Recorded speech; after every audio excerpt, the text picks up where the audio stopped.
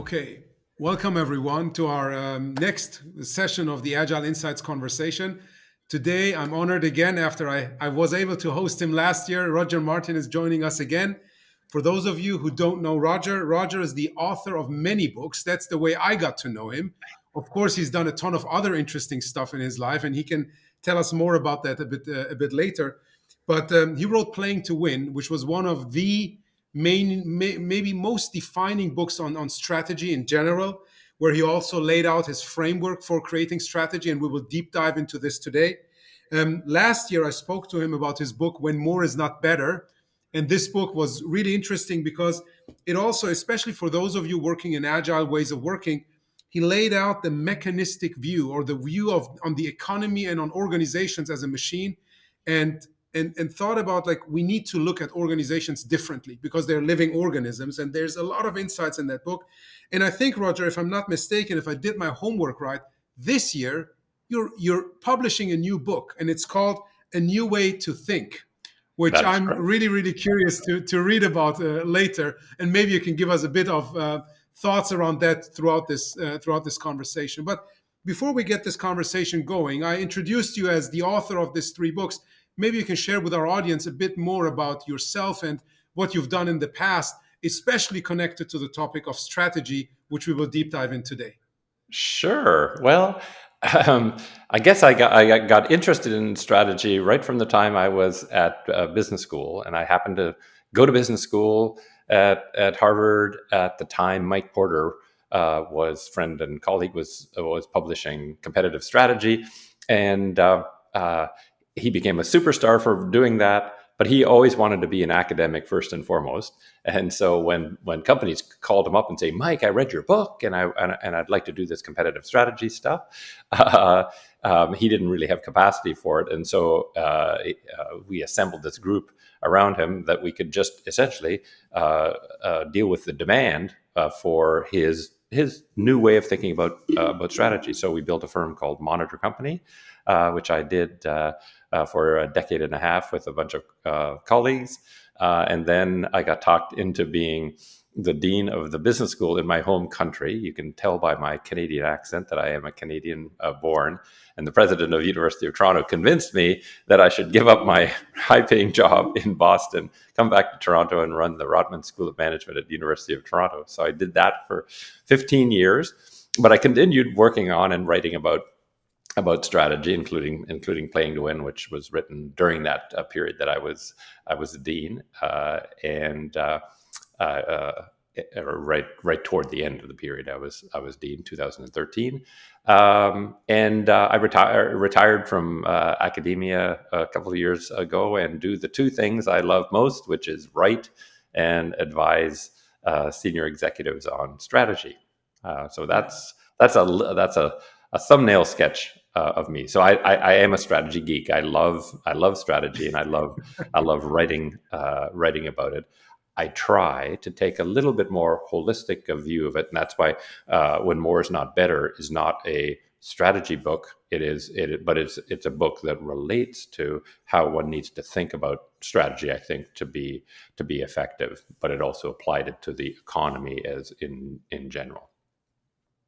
Yeah, absolutely. So when I was reading When More Is Not Better, I absolutely saw the link to strategy, especially when you think about strategy also needing to consider for responsibility that we as organizations and as individuals have, and bringing this into our thinking, because in the past everything was about more and bigger and right, but you can also differentiate, and we will talk about strategy more today. Yeah, And differentiation is one key aspect of this, when you don't aim for more, but when yeah, you aim for better in different ways. So I absolutely. consider it When More Is Not Better also as a strategy book, especially for CEOs in that case. Yeah. Now, But you if I can mentioned just that. say it, if I can just say, Yes. I would hope one of the takeaways from When More Not Better is to think about sustainability in a holistic way. Is Yeah. what we're doing sustainable? Now, obviously, environmental sustainability is a super important piece of that, but it's not the only element of sustainability. And and and for what it's worth, I mean, I think one of the things that I find attractive about agile is, I think embedded in agile is a sense of sustainability, right? So Yes. if we're about being at war with our clients and talking about contracting so that we can get a favorable deal with client, that doesn't create a sustainable relationship with client. And if you make people work in a way that creates all sorts of useless rework, that's not sustainable either. So again, an increasingly a thrust of mine is to say, how can you think holistically about what you're doing in a way that you can keep doing it for the benefit of all the players in the system, rather than, some people would say strategy is about, kind of how do you get advantage and then put the pedal to the metal and take the greatest amount of advantage for you of whatever advantage it is. And that's, in my view, not Yeah. sustainable. And I'm seeing companies that I think are making themselves not sustainable these days by not thinking holistically about, is this working for everyone? Absolutely. So taking a full stakeholder perspective and not only a shareholder perspective is just one example there. Yep. Now, you mentioned today you're doing the two things that you like most, which is writing and advising other people. As Right. part of writing, just to put it out for everyone, every week Roger publishes an article on the topic of strategy. And one of those articles was about agile and playing to win, or agile and strategy development based on your own framework. And this is what I want to explore. And in our show notes, both on YouTube and later in a podcast, you will have like the links related to the articles that I referred to here. But if you're curious right now, just go to Google, type in Roger Martin and Medium. You will find his page, and all the articles are out there. It's really, really good. Now, before we talk about agile and strategy, Hmm. I want to get your perspective, Roger, on strategy in general, including like what are the some of the biggest myths out there and how you think about strategy, because that's from my experience going through like a lot of literature around this topic, working at Bain myself for 3 years. Your perspective is unique and different to what many organizations do and think about strategy. Yeah. Well, I'm a little bit bearish on strategy these days. In fact, one of those Medium posts was the lost art of strategy. I really feel that it has become a lost art, and it's been replaced by a very bureaucratic, technocratic thing called strategic planning. And so I'm Yes. a lifelong strategy guy. I love strategy, but I generally hate strategic planning. Why? It's because strategy has become an exercise of defining a bunch of initiatives. We're going to do this. We're going to do this. We're going to do that. We're going to build a factory. We're going to expand this. We're going to hire more people. Whatever. And that's the perception of strategy, and it's a very sort of technocratic view. It's sort of like, okay, Sohrab, you're the head of manufacturing. Here's what we're going to put in the strategic plan that'll make you happy. And Bill, you're the head of marketing. We're going to put this in the strategy, in the strategic plan. And people, what's our strat plan? And for me, to a great extent, it's a budget with pros, right? So budgets just are numbers, and then you add pros, and you call it a strat plan. My view is rather that strategy is about choice, right? It's about Yes. making a set of choices that are integrated together to position you on a playing field of your choice, the place on your playing field, in a way that you can deliver the most superior value equation in that space, which is what I think of as winning, right? And people will say, "Oh, well, we don't have time to do strategy," and I say, "Sorry, uh, you can't not do strategy. What you do is your strategy, not what you say, right?" So in my experience, it is relatively rare that a company's strategy is similar to its strategic plan. right? Because its strategic plan will say, oh, we're going to be the best in our industry and the most innovative company and blah, blah, blah, blah, blah. And then they're not spending anything on R&D. They're not listening to their customers and whatever. That's their strategy, right? The strategy of many organizations is to punish customers as much as they can punish them without them leaving, right? Because they're Absolutely. making a set of Exhausting the choices customer. like, you want to return those goods? Oh, wow. We're going to make that super hard for you. That's their strategy. Because whatever the customer feels, that is what the company is doing. And so what I try to do when I'm advising people is to say, let's reverse engineer what our strategy is today. Like, what must it be today that caused us to do the things we're currently doing, right? And then how can we migrate that to one that is, kind of better, more competitively sustainable, and that that journey of making choices, making a real set of choices where you can write down the choices and say, these are the choices that we are making by our actions. That is what strategy is. That is what strategy is. What you do, not what you say or what you put on a poster. In in many cases. Now you mentioned, Roger, that for a lot of organizations, and I see this today maybe more than it was in the past. Hmm. You've been around a bit longer, and maybe you saw that already in the past. Yeah. But due to the fast pace of change, a lot of organizations, be it startups, being organizations in high growth industries, and I know I read your post today about high growth industries, which Yes. is always like just a temporary thing, not a Yes. permanent thing, right? Yes. But also people in larger organizations, they usually, or not usually, but many of them don't take the time to really think through a strategy, and either they don't develop a good strategy or they have someone else develop it for them, right? The Yes. monitors, the McKinseys, the BCGs, and the Bains in the world. Yep. Now, if an executive comes to you, or if you're in a conversation with one and they say, no, no, I don't have time to do this, what is your response to that? My response is no. No, you are doing it. And they're like, "What do you mean?" I said, "You're. I believe that you're the CEO and that's chief executive officer. That means a whole lot of choices come to you, and you make those choices. Am I not correct?" And they were like, "Yeah, but that's not strategy." And I say, "No, no, it is. It's deciding what to do and what not to do. And last time I checked, you can't decide to do everything. You have to say yes to some things and no to some other things. So if you want," I said, "I can just sit in your office for a week watching you, and then I'll tell you what your strategy is. So you have one. So the only question for you, CEO, the only question for you is how thoughtful do you want to be about those decisions? And if you want to make each one of them kind of on their own as if they were sort of independent from the others, I mean, you can do that. In my experience, that doesn't make for great results. It means a little bit of this, a little bit of that, and somebody else is figuring out exactly how they want to beat you. So my suggestion is that we think about what those choices have produced for you.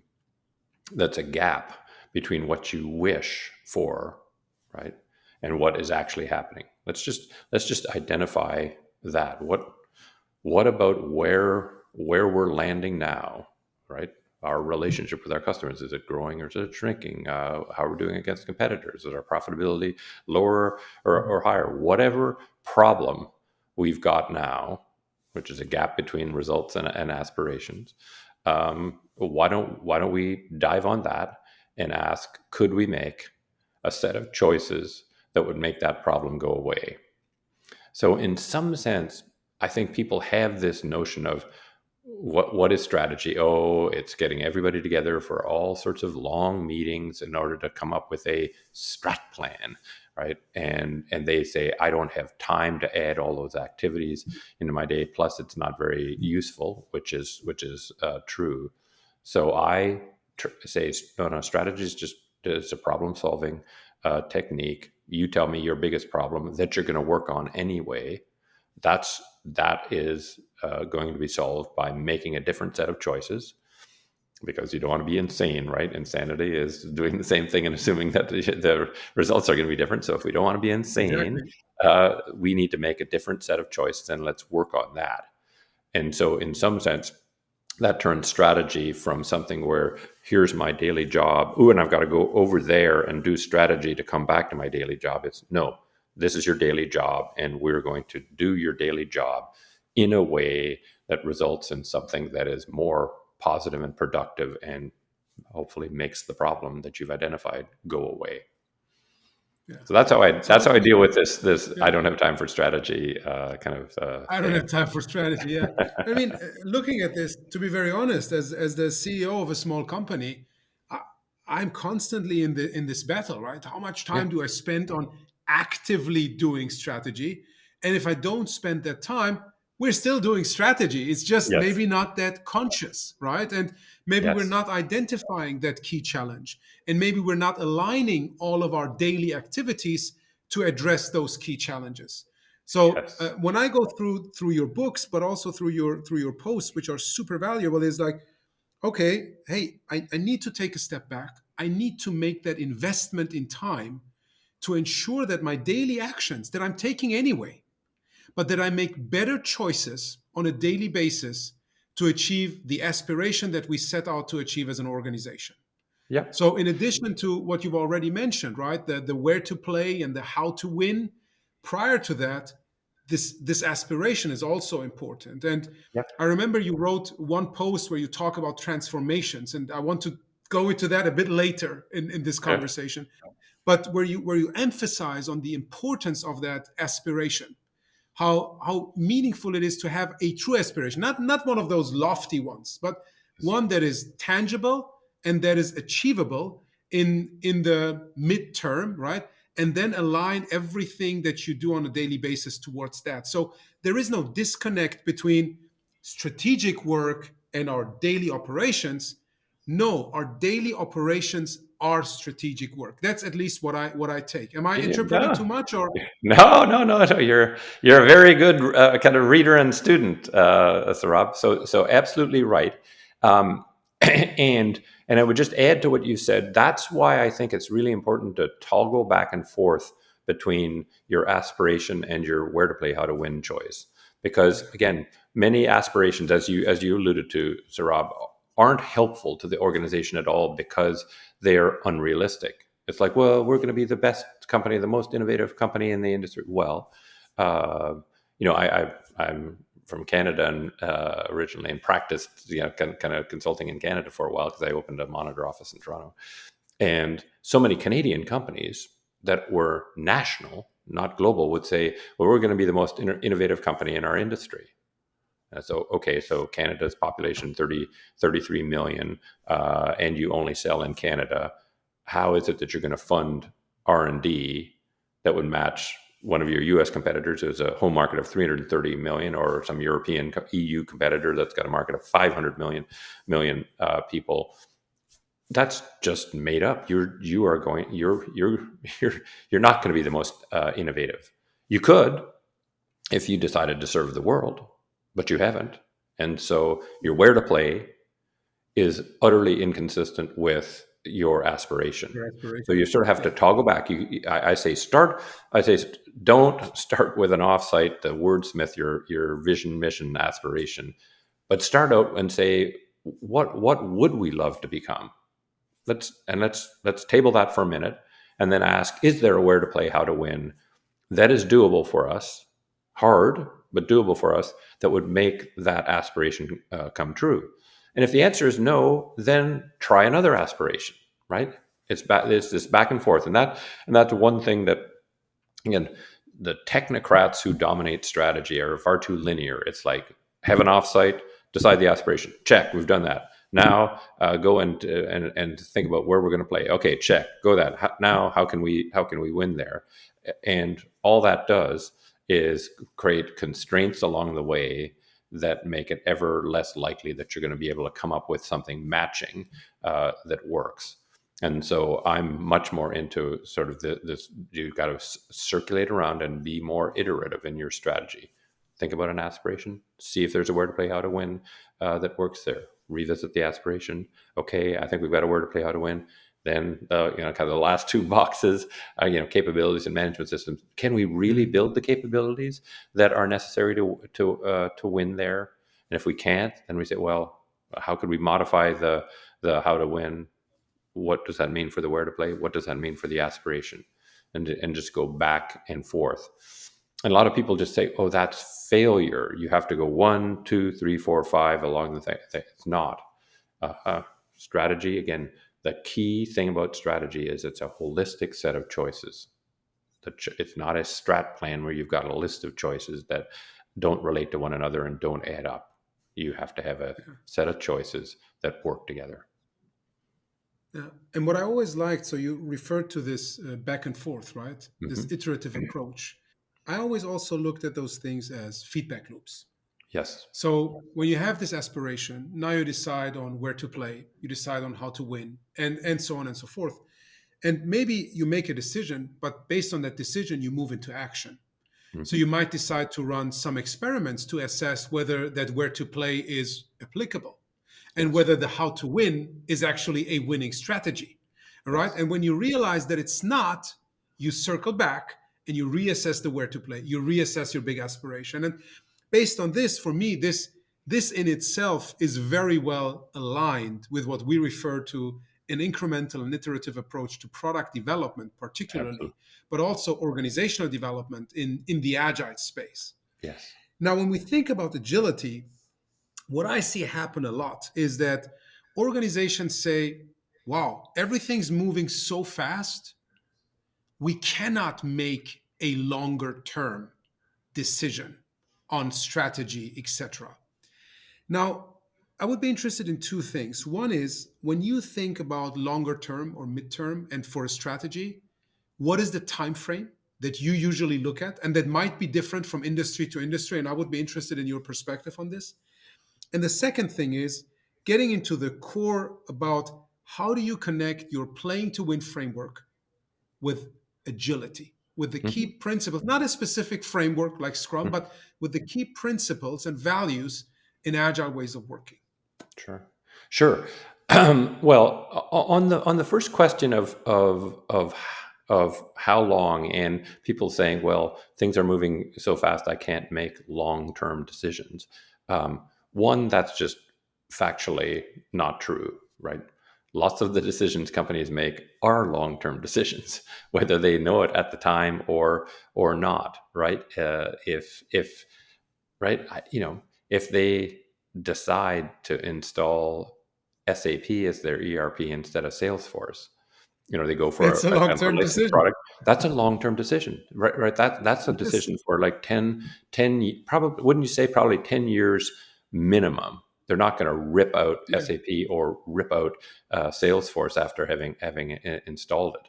So one message I'd say to you: just don't fool yourself into thinking somehow the decisions you're making do not have a long-term kind of impact. And so, so recognize that. But to the extent that your world is, you think of it as VUCA, it's volatile, uncertain, complex, rather ambiguous.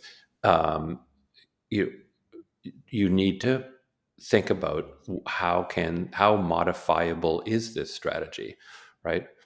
How are is this a choice that we're making that is going to last 10 years whether we like it or not, right?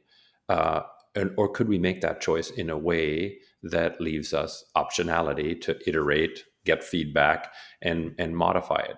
And so I think that's a part of good strategy practice, right? Is having that sense of how have I left myself the ability to iterate, or have I boxed myself in? That having been said, right, I would argue that all good strategies make bets. They do box you Mhm. in. They do say we're going to do this, not that, right? When Salesforce Because got that's the going definition of a and choice. yeah, and said we are not going to sell licenses. that boxed them in, right? If you can't make the benefit of software as a service profoundly manifested for clients, not you, doesn't matter what you think, it's what the clients think, then you've made a choice that is going to be a terrible choice for you, right? And so you do make choices, and that was a fast moving kind of industry too. SaaS is not sort of some stable industry, so you've got to make those choices. But think about what ones do you have to make that are irreversible, and try to make those in a way that's consistent with your environment. And so, what in terms of time frame, you asked specifically about time frame, and then you alluded to maybe it's different by industry. Yes, you I believe are correct. And sort of the fundamental way I think about strategy and time is that you have to have a strategy that will last long enough and serve you long enough to pay back on the irreversible assets you put in place, right? So if you're building a copper mine, right, from scratch, chances are you won't get copper out of that mine for at least 20 For a long years. time. Yes, from the time you say we're going to build it, because you got to go and negotiate with it, because they're mainly in kind of Latin American and Asian countries. So you got to go negotiate them. You often have to build all sorts of infrastructure, etc. And if you're lucky, maybe 15 years later, but probably more like 20 years later, you'll get copper. Well, you know, whether the world is VUCA or not, you're going to have to invest billions and billions of dollars, maybe 10-ish billion dollars, at least five, probably more like $10 billion, to have copper 20 years from now to 50 years, from 20 to 50 years from now.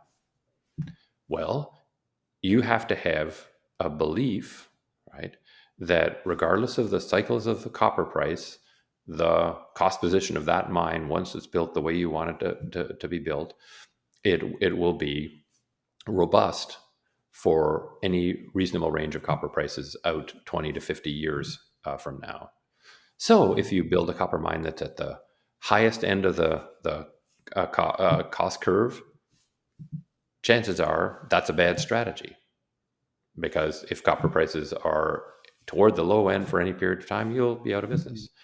If that copper mine perhaps is the lowest cost kind of mine in the world when it comes online, and you kind of know what the cost position of all the mines are right now, and nobody else can build one in less than 20 years, then if copper prices are attractive, then you'll make an unbelievable amount of money. If copper prices are not attractive, you'll still make some money, because somebody else is the marginal cost producer setting the marginal price, right? But that's very different than starting up an internet business, where you write some code, get out there, and your assets. If you make a 5 years of return on those assets before your competitive advantage goes away, then you'll be happy, and you'll have earned a good return on it. So it kind of depends on how long your advantage has to last to Yes. pay for the investments, the irreversible investments that you need to make to deliver that, if you will, that where to play, how to win strategy. Yeah. So you always have to look at the barriers of entry Hmm. for others, and what kind Yep. of moats you basically can create in your specific industry. Yep. Now, thank you for that. Now, taking this to the way that organizations want to work in the future, Yes. being more agile, right? And Yes. saying, all right, and even if they admit we're already making longer term decisions, like Yeah. installing or getting SAP or Salesforce or whatever, or maybe even deciding to build a certain product in a certain market, that's also a Yep. longer term That's a longer term strategic chart. decision, right? Yep. But how can they make this? Or maybe it's not even building a bridge between these two, because the way you frame strategy creation and execution is so close to agile ways of working. But what are the biggest gaps that you perceive people have in their minds, in their heads, when they think about, on the one hand, building a strategy, and on the other hand, executing in an agile manner? Sure. Well, I think the reason that it feels to you as though there's not some big gap between my view of strategy and the agile view of the world is I would argue that both my view of strategy and the development of agile were essentially um, anti-technocratic movements, right? Right. So at least now you're the expert on agile. I am not. But here's my reading of agile is it was a reaction to increasing technocracy in software development. Now I know it's broader now, but it sort of arose out of software development, which is waterfall. You can sort of plan this stuff all out. You can figure up upfront exactly what's going to happen and figure exactly how to contract with the customer, and then the customer goes bye bye, and you just follow that technocratic plan, right?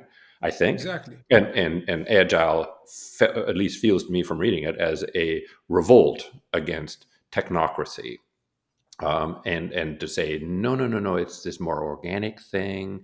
You've got to iterate more. How you treat the customer during the process is super important to an outcome. If you tell them to go bye bye, and we'll come back with the finished software, bad, just bad things are going to happen. Except, but all of those to me are a sort of a technocratic view of the world, and that's in some sense what my view of strategy is a revolt against. It's like, no, you don't say to a customer, uh, "Oh, you want a strategy? Okay, great. Thanks, Rob. I will see you in 6 months, and I will deliver on a plate your strategy. And to do that, I have to engage in all these meetings where I meet with everybody and agree on here are I'm going to rank the initiatives and come up with the 10 initiatives and et cetera, and and then we'll be done, and there's no iteration. It's like you start from here. You say, let's get everybody together around a table. Let's see what Sohrab in manufacturing wants. Let's see what Bill in marketing wants. Let's see what Reshmi wants in supply chain. Then we'll put them up on the board, and we'll rank all of them and fight about them and come out with the list of the 10 things we're going to do, and then we're done with strategy. Very sort of technocratic approach. So I guess And I don't think forget the in budget. and right, then convert it into the budget, and then get buy-in, right? Tell everybody that this is great, and they should agree with all of it. So that's why I think it feels to you, an agile guy, right, as what's the big difference. I'm not there's such an attitudinal similarity. I mean, like, I guess I think, agile is generally, it started in the world of how do you develop software. It's now obviously much more broad, so it had a different purpose.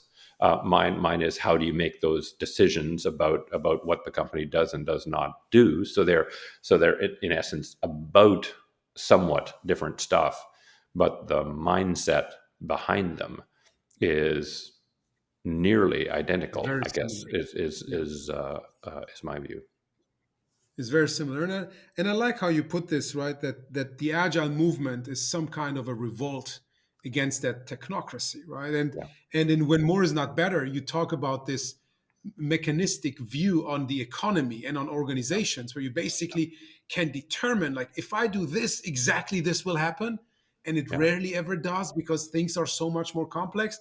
yeah. And I think in the development of software, it is, and it was certainly very similar, and that's why this movement happened. Now, what I see happening And can I just in the can I just say yes, can of I just course, say, but sorry to interrupt, Sarah, but the revolt to me, like, and in when more is not better. I mean, I'm an economist by original training, so I always can say I can beat up on economists because I'm not beating up on somebody else. I'm beating up on me.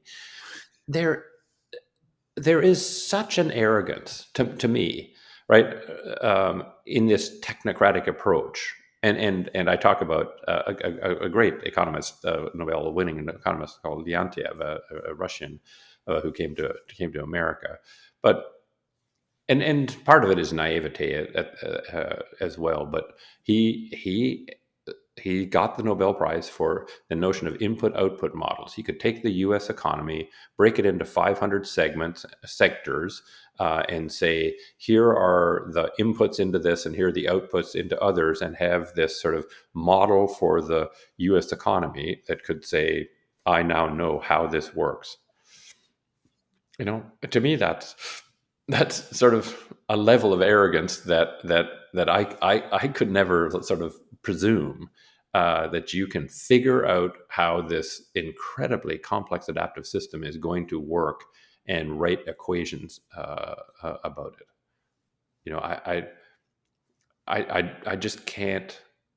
I just can't make myself be that arrogant. Now, sometimes people sort of say, Roger, like there is some inherent arrogance in your model. You're saying we're going to make choices in this uncertain world, right? And so you're saying that you can be absolutely right, but that's a misunderstanding of what I'm saying. I'm saying you're going to make choices, right? You can't not make choices, and a bunch of them are Exactly. going to be Even not wrong. making a choice is Yeah, a choice. not making a choice is a choice, and what you say, or what you end up doing might be wrong, and you have to take that into account, right? But it's better to Absolutely. make a choice consciously and say, this is what would have to be true. As I say, what would have to be true? This is what would have to be true for this to be a good choice. And then watch and adjust if the things that would have to be true aren't being as true as you wish they were. Then adjust and adjust and adjust and adjust, which again is, I think, consistent with agile, which is that Absolutely. you just have to keep adjusting. And I think people who are technocratically inclined and have never done that before find it scary and worrisome and painful. But I think, and again, you're the agile expert, but I think in the world of strategy, if I've convinced somebody that it's making bets, all you can do is shorten your odds of success rather than from 10 to 1. If you got 7 to 4, that's better. And don't worry about needing to adjust. That's what happens. Then they get quite comfortable with it, right? It's sort of a mindset thing. If they think that that's an error, then they're uncomfortable and don't want to ever admit error. If they instead say, this is going to happen, then it's just no big deal. And I assume that when you're kind of doing software development in an agile fashion, when the customer comes back and says, well, I know that's sort of what we said we want, but now that we see it, we'd like it to be a little bit different. The agile person, I think, you correct me if I'm wrong, the agile person is not saying, oh my God, this is a disaster. We got to go back to square one. They're like, I believe life has just unfolded as life is wont to do in the world. I think, right? Is that? Exactly. Yeah, yeah, Exactly. You expect the changes. So when I'm teaching agile ways of working to organizations that believe in the waterfall system, one of the questions that I ask them is, how often, if you look at a longer term project or product in development initiative, how often do you get change requests? yeah, And they always say, oh, we get change requests all the time. yeah, And then I ask them, so those change requests that come in, do they disrupt the plan that you've made? Obviously, they disrupt the plan that we made. I'm like, yes. So when you have that defined approach to work, right? Defined process control, that's the term that we use.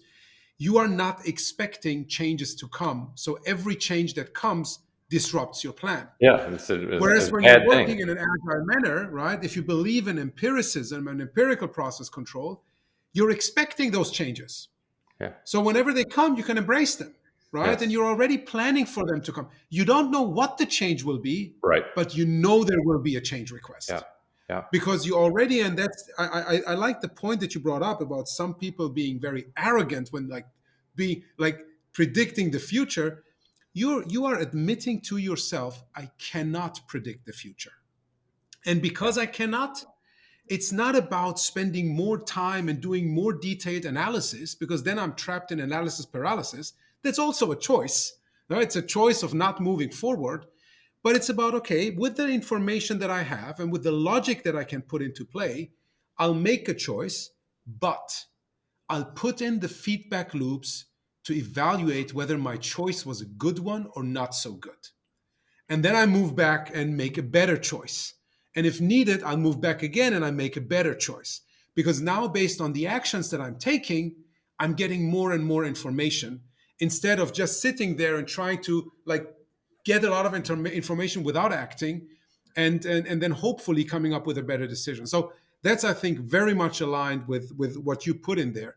And I read one of your articles. It was about also, let me quickly just finish this, Yes, about yes, one yes, of the fallacies that people have in their heads when it's about analysis, and that they yes, don't see that there's two types of analysis. One is the like the time taking, cost intensive, like market evaluation and all of that that you can do. The other is the logical thinking. yes, So, really sitting there thinking through your current business and your future business in a logical manner. And based on that logic, it can be false, but making decisions and then yes, evaluating them. So, I love this piece because I think a lot of people in the agile space, they move too much with the pendulum on the other side. And they're like, no, we can't decide anything. We just have to do.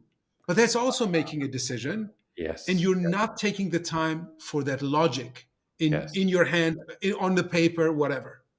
No, I I love the point, Saurabh, and yes, what I say about analysis is we often think about analysis as a thing. I like to divide it into two things. It's a logical structure to which you apply data. That's what analysis is. So, for instance, a logical structure might say, well, bigger factories are lower cost because you can spread the fixed cost across each unit of production. That's a logical structure. There's a if-then belief embedded in that. Now, if you wanted to have analysis, you would then add data. You'd go and look at 100 plants of varying size and say, oh, are the costs really lower in the bigger plants or not? That's analysis. And what I say, as you said, there is, in my view, never, ever, under any circumstances, an excuse not to have logic behind your choice. But there are many Absolutely. excuses not to have lots of analysis. In fact, virtually every entrepreneur that you meet, successful entrepreneur you'll meet, had very little analysis. They had a logical structure, and they said, "All the established players aren't going to do this, but I'm going to do it." And of course, most of them are told, "You're a moron. You're going to go out of business," right? And then they just go do it, and in some sense they produce the data that actually supports the fact that their logic was good over time. And so I think always having logic behind your choices is key, and depending on your situation, like if you're a giant publicly traded company with shareholders and a board of directors, you can't do what the entrepreneur does and say, we're going to spend $2 billion because I think it's a good idea. They're going to ask for more analysis, which is more data. Now, that's going to slow them down and make them more conservative, which is one of the reasons why they're getting disrupted. The big companies are getting disrupted Yeah.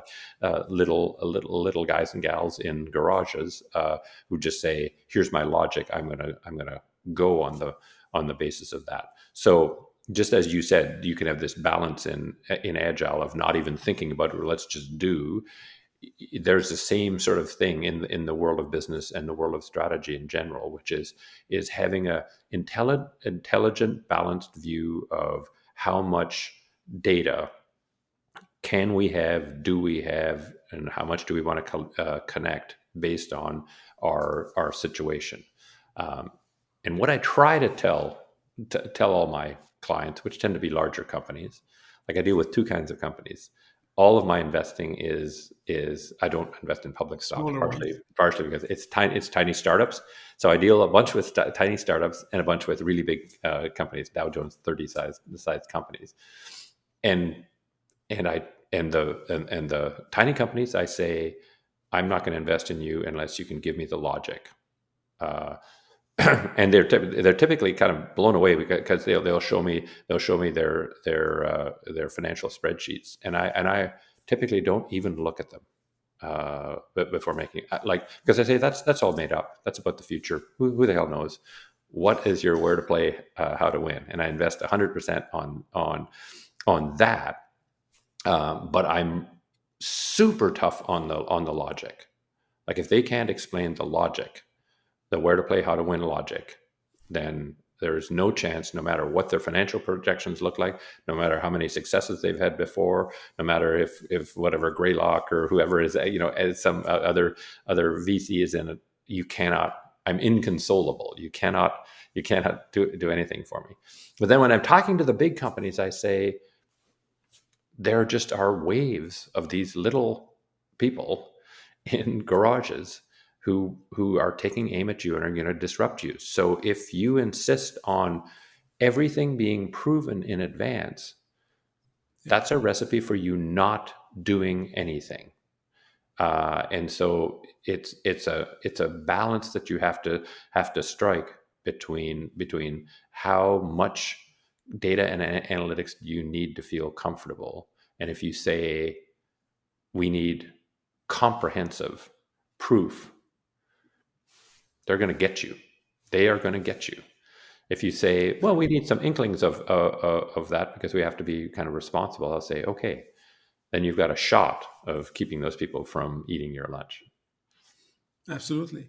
There's a great quote that just came up in my mind from, I think it's attributed to Steve Jobs. And most organizations say, I have to see it to believe it, Hmm. right? I need to see the data so that I believe there's an opportunity in this space. Now, who would have thought you can sell books online before Jeff Bezos did it, right? But Steve Jobs says, when it comes to innovation, you need to believe it so that it becomes seeable, Yes. right? And that's, I think, the point, right? And belief is not only like your gut feeling or your instinct, it's the logic behind it, right? Yes. But Yes. before it is seen to anybody out there, you have to make a decision based on that logic that you say, all right, we are going to build this. We're Yes. going to build this product. We're going to make this business model. We're more, like the logistic, everything around it. We are going to make this, of course, in small and incremental steps, but ultimately you're acting primarily in the field of innovation. If you don't want to be the second or third or fourth mover in that field, you have to primarily act on the logic piece. And Yes. yes, you can then feed it with information that you get along the way. That's, I think, And how no, a I lot of think these things you're work. absolutely right. And if we then dive into that, Saurabh, because a natural question from that is, well, where did that logic come from, right? Yeah. And what I would Where does it argue, come from? yeah. What I would argue is that it comes from to a great extent analogy, right? Seeing something one place and saying, "Ooh, I could apply that in this other place," um, and it comes from also just snippets, right? Non-comprehensive data, right? Steve Jobs famously, he was into calligraphy, right? And he, I mean, basically said, well, people are attracted to this. We've had calligraphy for forever, and people really value when they get a wedding invitation that was hand Yeah. calligraphed, if you will, that makes them happy, right? What does that have to do with what a computer screen looks like? You could say nothing, right? Because that's a completely different situation. Or you could say, Everything. no, I'm going to have as a thing in my head, what you see is what you get, right? It's gonna look the way I want it to look, and I'm going to care a whole lot Mm. about that. Right? Is that comprehensive data analytics? No, but it's taking a snippet from here and saying, I think it works there. It's like the iMac, right? The colors that Johnny Ive chose for the iMac, that tangerine and the Yeah. lime and the grape color, you know, where the hell did that come from? Uh, the answer is it didn't I come out still of, wonder. yeah, well, it came out of Johnny Ive having noticed 30 years earlier a camera company called Savoie coming out with a line of cameras, little 35 mil cameras in a set of these wild colors, and the logic for Johnny Ive was, you know, cameras kind of interesting. They were all black or dark brown, right? And this company came up with this sort of frame breaking look of a camera. Um, Computers, they're all sort of beige, gray beige, monotonous kind of colors. Could we do that over here? And what choices did he make on colors? The exact precise Pantones of the cameras, Of the right? cameras, yeah. So that's the kind of thing that you have to, and I would argue you have to develop if you want to innovate, is this ability to see things and see how in a different context some of the same rules would apply. So for Steve Jobs, the rules that apply to calligraphy in the kind of in designed kind of works of art would apply on a computer screen, and Yeah. that's how I think you need to develop your capacity for innovation, to say, what are some rules about how I think human beings behave that I could twist in a new way and have a new application. So Yeah. it's not, to me, When random at all, and it's not deterministic either in a technocratic way, right? Johnny yeah, Ive could have been wrong. That computers are so absolutely. different from cameras that people are going to say, I hate this. But they didn't. They said, this is so cool. This is so cool. This is so cool. And So instead and of Steve looking Jobs, at data, people say yeah, Steve Jobs, the first thing Steve Jobs did when he got back was to develop the iMac. Steve Jobs himself rebuts that completely. He said, "No, when I got back, I went to see Johnny Ive and say, what's cooking?" Saw the models of the iMac in his office and said, "What the hell is that?" And he explained it, and apparently, or maybe apocryphal story, but apparently Steve Jobs said, production. Right, that was how long it took him to decide they were going to put that into production as one of the first signature pieces in essentially the new Apple. So, in my view, Steve Jobs had this great kind of logical processor that said, here's how I think about customers, how they think about it. Here's how I think about technology, whatever that fits, or that doesn't fit, because he killed a whole bunch of things too. That doesn't fit yes, at all, but that one fits, because I apparently asked, why aren't we producing that? He said, well, your predecessor is not sure that this is. I mean, this maybe could be too radical. Blah blah blah. No, boom, boom, done. We're done here. that's the decision that he made. So what I'm hearing from this is, instead of just aiming to get like tons and tons of data, you can also look at patterns, Yes. right? And you refer to them as rules of human behavior, etc. Now you can look at those patterns, and based on the patterns that you see in similar industries, or sometimes even very different industries, Yeah. come to strategic choices and then actions for your own organization. Now, with regards to time, I like to talk about two more topics. One I think Yeah. is smaller, and the other one is a bit bigger. The Sure. smaller one is, you also wrote an article about strategy and OKRs, Yes. and that we shouldn't take OKRs. And I'm bringing this up because OKRs, a lot of organizations currently say, oh, we're agile, we're doing OKRs. Okay, we can discuss about that, but at least it falls under the agile umbrella from my definition. So, Yeah. and you talk about that OKRs and strategy are not the same thing. Yes. But before I basically rephrase what you wrote in your column or in your article there, I'd like to give you the time and space to share a bit of your thoughts on OKRs and strategy and where they're different, but also how they connect to each other. Sure. And interesting enough, Sohrab, that is my most viewed post in the whole 73 post series, and Oh, by I didn't far. know that. And yeah, Okay. so I mean, it just blew up when it went out. So the article, as most of these Medium pieces are reactions to things that I see going on in the customers that I do strategy with, and what I observed is this pattern of setting OKRs, and somehow assuming because you've set them, it will happen. Right? I mean, literally, that's the thing that will cause the thing you would like to have happen be more likely to happen, and it simply doesn't. So I just observe it. I'm thinking, well, we said we did this. We set all our OKRs, and then people just didn't execute. Right?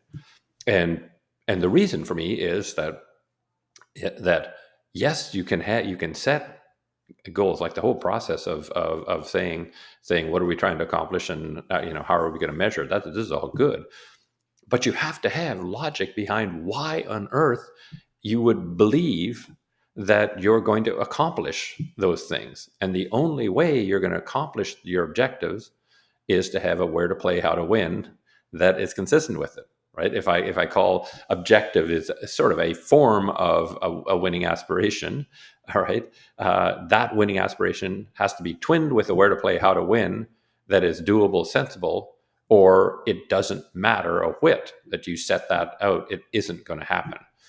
And I think Silicon Valley is like, crazy about OKRs, and all that it's going to produce is more of this notion that we have the OKRs, we have them all set up, and people just aren't executing. And so then you fire those people who aren't meeting their key indicators or key results, and say we got to get some other people who can get the key results that our objectives suggest, and then you fire them and you fire them and you fire them. It's like, um, it's just a broken system. And again, it's. I mean, this does kind of lead into the book you referred to before, The New Way to Think, which is what I tend to do is ask the question: is a model that is in use now producing the results that you wish it produces, right? And if it doesn't, I'd rather have you, rather than saying, well, we'll fire those people and get some other people who will be able to achieve the key results that we need. Oops, and they couldn't either. And so we'll fire them and get some more, and then we'll fire them and get some more, and we'll fire them and get some more. No, the model in your head was OKRs make it more likely that we will achieve the key results. And if you don't achieve the key results consistently, I'd like you to ask the question, maybe there's something wrong with your model, your OKR kind of model, and maybe there's a better model. And for me, the better model is key results can only be defined after you have a strategy that would make it actually possible for you to achieve those key results. So that's what I think of as a new way of think, right? And so actually OKRs as a system, right, is not incompatible with strategy. It's just necessary but not sufficient. It's not unlike you saying, if you take Agile kind of over the edge and say, we can't even think about the logic of what we're doing, let's just do some stuff and hope it works out, right? The sort of, bastardization of Agile, it's not going to work. It's not going to get the results that you want. And so what I find is that people fall in love with these models, and then they blame everything else other than the model, right? So in the OKR case, it's blame the people for not achieving the key results. We laid out the objectives. They were clear as a bell. We laid out the key results, clear as a bell. We deployed the key results and objectives to all the people. And then those lazy or dumb or kind of not focused or whatever people went and screwed up. Incompetent. Incompetent people and kind of screwed up our brilliant plans, and after that happens for long enough, I say, who's the idiot in this story? Those incompetent people, or you that is keeping this model sort of in this position of it's the truth. No, it ain't. It ain't even close to the truth. It ain't even close. So, ultimately, the in the OKR model, if you follow it like a dogma, it becomes again the technocratic model, Yes. right? Because Yes. you basically say everything, we've determined everything, now just do it. Yes. Right? If you don't include those feedback loops, and I think in the article you also refer to like the objectives being very connected to the big goal that you want to achieve, and you're Mhm. not very like you're not dogmatic when it comes to terminology, but Yeah. the where to play and the how to win are the two missing pieces if you Yes. think about OKRs, and that's how you could integrate those two things. Now, anyone who is interested more in that, obviously it was, or apparently it was the most Yes. read article that you wrote, so people can read up on this as well. Now, being conscious of time, final topic, and probably Yes. we're not going to cover it, but I still want to get your thoughts on this because a Sure. lot of my clients are struggling with the topic of transformation, Mm. right? Being an agile transformation, digital transformation, whatever, XYZ transformation, they all struggle with this. And when I read your article on this, you mentioned 4 points that are incredibly important to consider when you think about a transformation. One is the clear strategy, and I'll give you time and space to elaborate on all of them. Yeah. Yeah. Two is to be patient. Yeah. Three is to be resilient. And Yeah. number four is to have growth. Yeah. Now, can you briefly walk us through these four? And for me, the most important one probably would be the patience piece, because every client that I meet, they want to finish their agile transformation in 12 months. So Yes. maybe you have a few words on this, a few thoughts Yes. on this to share. Thank you. Yeah, and I'd love it if they could get it done faster than not, but it's just not been my experience. I mean, I guess I'm sort of into very much into logical coherence, Saurabh, which is if you're going to use the T word, right, the transformation word, right, it means something transformational. Otherwise, you wouldn't use that word. If you could say we're engaging in an improvement effort, right? Then I'd say, oh, okay, we're trying to make ourselves kind of a little bit A better. little bit I, better. I Yeah. wouldn't I wouldn't sug- I wouldn't suggest resilience and patience for that. I'd just say get on with it, and if you can get it done in 6 weeks, good for you. But if you're going to have the topic as transformation, i.e., the thing at the end of the process is going to be hardly recognizable as having any similarities with the thing at the start. So let's call that transformation. The idea that that's going to happen really fast is nonsensical. I mean, in fact, like I don't know, I can't point to a situation where I saw that happen kind of very very quickly. Right, I've been part of Me transformations. neither. I talked about it in the article on the board of Thomson Corporation, which became Thomson Reuters, and it was utterly transformational. And it only took about 20 years, right? 22-ish Only, years. only. Yeah. So why the patience? The patience is if the change is extremely dramatic, right? Then I've just never seen it happen quickly. That having been said, right, I would just say, you know, it's not a long dark tunnel, right?